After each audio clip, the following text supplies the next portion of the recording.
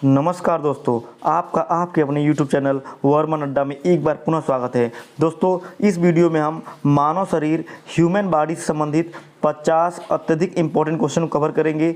दोस्तों, जीके का पोर्शन सभी कॉम्पिटिटिव एग्जाम में काफ़ी इंपॉर्टेंट है। अपकमिंग एग्जाम जैसे SSC, NTPC, railway, UP TET, C TET सभी एग्जाम में जीके का पोर्शन काफ़ी ज़्यादा मददगार होता है, स्कोरिंग होता है। तो दोस्तों, वीडियो को लास्ट तक देखिएगा। सभी क्वेश्चन काफ़ी ज़्यादा इंपॉर्टेंट हैं जो विगत एग्जाम में पूछे गए हैं और आने वाले एग्जाम में भी पूछे जाएंगे। ठीक है, तो बिना मिस किए वीडियो को लास्ट तक देखिएगा। आइए शुरू करते हैं पहले क्वेश्चन को। पहला क्वेश्चन दोस्तों है, मानव शरीर में रुधिर का कितना प्रतिशत प्लाज्मा होता है? आपके ऑप्शन आपके सामने हैं 50, 90, 55, 10। तो सही आंसर हो जाएगा दोस्तों 55% भाग जो होता है रुधिर में प्लाज्मा होता है। क्वेश्चन नंबर 2 देखते हैं दोस्तों, प्लाज्मा में कितना प्रतिशत जल होता है? ठीक है, तो दोस्तों इसका सही आंसर हो जाएगा 90% जल होता है। तीसरा क्वेश्चन देखते हैं, मानव शरीर में कुल कितनी हड्डियां होती हैं?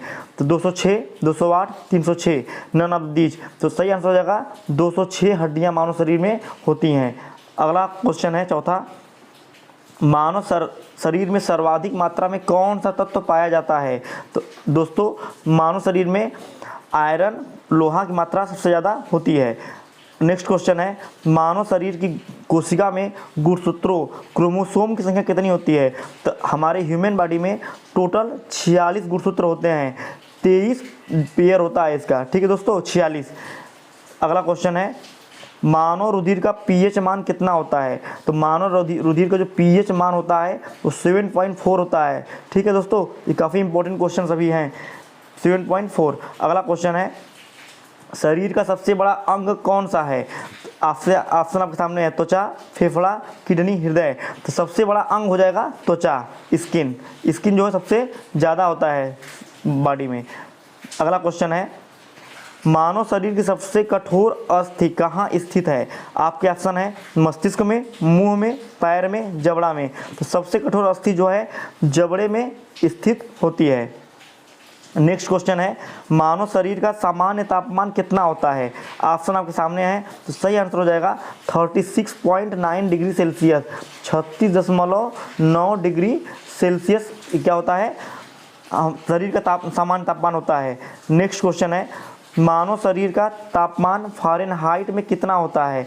तो इसका सही आंसर हो जाएगा दोस्तों 98.6 degree Fahrenheit. Option number D correct हो जाएगा। 11वां क्वेश्चन है, मानव श्वसन में क्या छोड़ा जाता है? Carbon dioxide, oxygen, carbon monoxide, जो O3। ठीक है, तो इसका सही आंसर हो जाएगा, हम सांस लेते हैं दोस्तों तो कार्बन डाइऑक्साइड को क्या करते हैं, इन्हें बाहर एक्सहेल करते हैं, बाहर की तरफ छोड़ते हैं, और ऑक्सीजन को इनटेक करते हैं। ठीक है, तो कार्बन डाइऑक्साइड सही आंसर हो जाएगा। अगला क्वेश्चन है, मानव शरीर में सबसे छोटी हड्डी कौन सी होती है? ऑप्शन आपके सामने है, तो सबसे छोटी हड्डी दोस्तों स्टेपीज होती है। ठीक है, जो कि कान में पाई जाती है, स्टेपीज।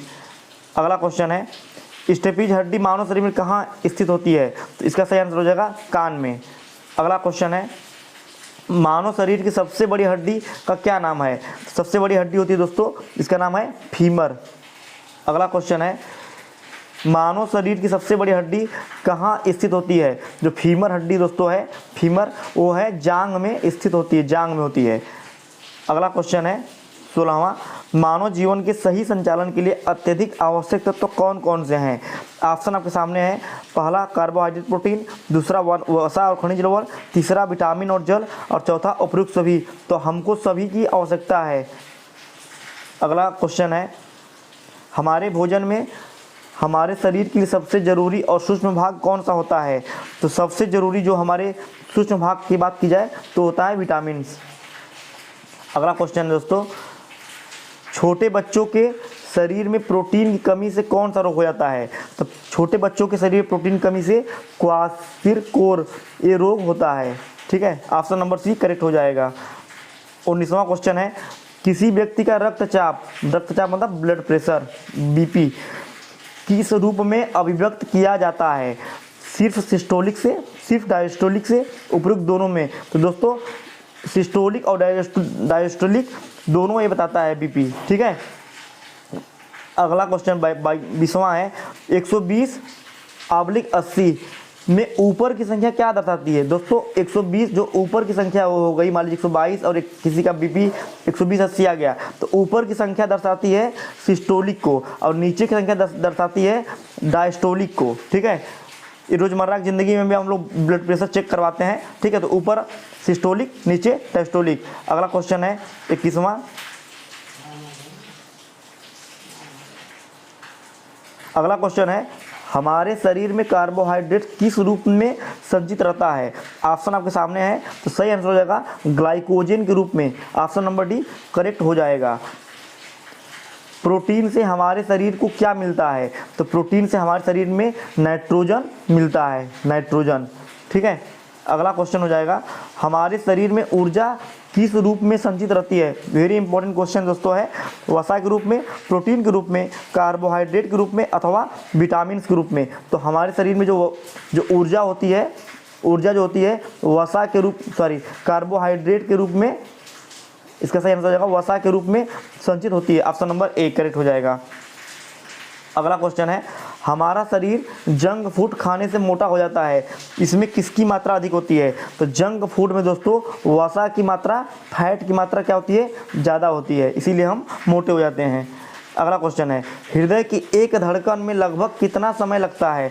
तो हृदय की एक धड़कन में लगभग 0.8 सेकेंड का समय लगता है। अगला क्वेश्चन है हमारे शरीर में तुरंत ऊर्जा किससे प्राप्त होती है? तो तुरंत ऊर्जा के लिए हम लोग कार्बोहाइड्रेट का प्रयोग करते हैं। दोस्तों आप लोगों ने देखा होगा हमारे घर में जो मेहमान आते हैं तो हम उनको क्या देते हैं? पहले मीठा खिलाकर पानी पिलाते हैं। मीठा मतलब शुगर, शुगर मतलब ग्लूकोज। तो इससे क्या होगा? इंस्टेंट एनर्जी मिलेगी। थका हारा कोई आता है तो हमको चीनी या मीठा खिलाते हैं। ठीक है, अगला क्वेश्चन है मानव शरीर का रक्त किस प्रकृति का होता है? तो आपने क्वेश्चन पहले देखा था, उसका पीएच होता है 7.4। तो 7 के ऊपर जितने पीएच होते हैं वो सब क्या होते हैं? क्षारीय प्रवृत्ति के होते हैं। ठीक है, अगर 7 रहेगा तो न्यूट्रल होगा और 7 से कम होने लगेगा, जितना कम होगा वो अम्लीय होता जाएगा। आंसर हो जाएगा क्षारीय। अगला क्वेश्चन है 28वां। मानव शरीर में टिबिया हड्डी कहाँ पाई जाती है? तो जो टिबिया हड्डी होती है दोस्तों ये पैर में पाई जाती है। Option number C. अगला क्वेश्चन है मानव शरीर के वजन का कितना प्रतिशत मस्तिष्क का वजन होता है? तो सही आंसर हो जाएगा दोस्तों 2%, 2%। अगला क्वेश्चन दोस्तों है शरीर का कौन सा भाग कभी विश्राम नहीं करता है? तो शरीर का जो हृदय होता है कभी विश्राम नहीं करता है। विश्राम करेगा तो फिर हम लोग भी विश्राम हो जाएंगे। अगला क्वेश्चन है मानव त्वचा का रंग किसका बना होता है? तो मानव त्वचा का रंग जो दोस्तों मेलानिन का बना होता है।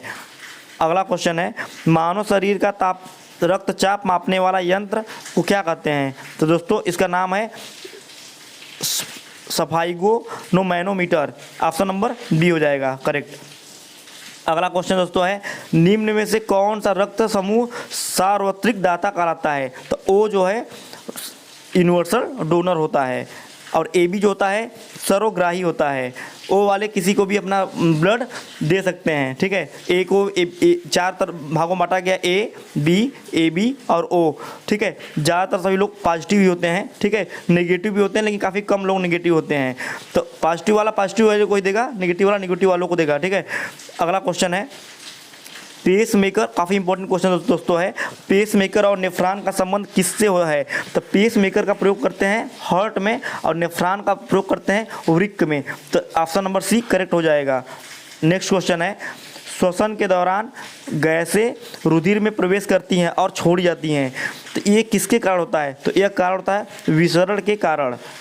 नेक्स्ट क्वेश्चन दोस्तों है रक्त का ग्लूकोज स्तर सामान्यतया किसमें मापा जाता है? तो ये मापते हैं मिलीग्राम प्रति डेसीलीटर में। ऑप्शन नंबर बी करेक्ट हो जाएगा। अगला क्वेश्चन है मानव हृदय में कितने चैम्बर होते हैं? तो मानव हृदय में 4 चैम्बर होते हैं, 4 भागों में बटा होता है मानव हृदय। ठीक है, तो उसमें एक दायां आलिंद, दायां निलय, बायां आलिंद और बायां निलय, 4 चैम्बर होते हैं। अगला क्वेश्चन है कैल्शियम एवं फास्फोरस मनुष्य को प्राप्त होता है? तो सही आंसर हो जाएगा मिल्क से। अगला क्वेश्चन है मानव शरीर की सबसे बड़ी रक्त वाहिका है? तो सही आंसर हो जाएगा एओर्टा में। कहाँ पर? एओर्टा में। अगला क्वेश्चन दोस्तों है 40वां किसी शिशु के लिंग का निर्धारण, ठीक है, जेंडर का जो निर्धारण होता है किया जाता है? ऑप्शन आपके सामने इंपॉर्टेंट क्वेश्चन है। माता के गुणसूत्र से, बी माता पिता दोनों के गुणसूत्र से, सी पिता के गुणसूत्र से, अथवा डी इनमें से कोई नहीं। तो दोस्तों किसी भी शिशु के लिंग का निर्धारण पिता के गुणसूत्र से होता है। याद रखेंगे क्वेश्चन, क्यों? क्योंकि माँ का जो महिला का जो गुणसूत्र होता है दोनों XX होता है, फीमेल हो गया, और मेल का जो गुणसूत्र होता है पुरुष का वो X और Y होता है। तो जब दोनों का जब वो होगा ज्वाइंट होगा तो X से मिलेगा तो लड़की होगी, और XY से मिलेगा तो क्या होगा? लड़का होगा। निर्धारण कौन किया? पुरुष किया। दोस्तों मानव शरीर में टोटल 46 गुणसूत्र होते हैं। ठीक है, अगला क्वेश्चन देखते हैं। मानव शरीर में जल व खनिज का अवशोषण कहाँ होता है? इंपॉर्टेंट क्वेश्चन दोस्तों है। तो सही आंसर है आपका बड़ी आंत में, लार्ज इंटेस्टाइन में।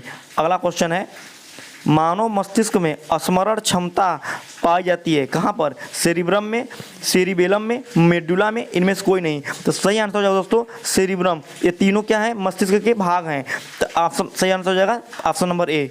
अगला क्वेश्चन है, मानव शरीर की सबसे बड़ी हड्डी कौन सी है? तो सही आंसर हो जाएगा दोस्तों फीमर, जो कि जांघ में पाई जाती है। अगला क्वेश्चन है, मानव में ताप का नियंत्रण कौन सी ग्रंथि करती है? तो जो ताप हमारा जो नियंत्रण टेम्परेचर, ये हाइपोथैलेमस का काम होता है। Option number A. अगला क्वेश्चन है, मानव शरीर का CPU किसे कहा जाता है? जो CPU है हमारे मस्तिष्क को कहा जाता है, ब्रेन को। जैसे कंप्यूटर में CPU कहते हैं, उसी तरह बॉडी में CPU काम करता है, ब्रेन। अगला क्वेश्चन है, मनुष्य के मस्तिष्क का औसत भार कितना होता है?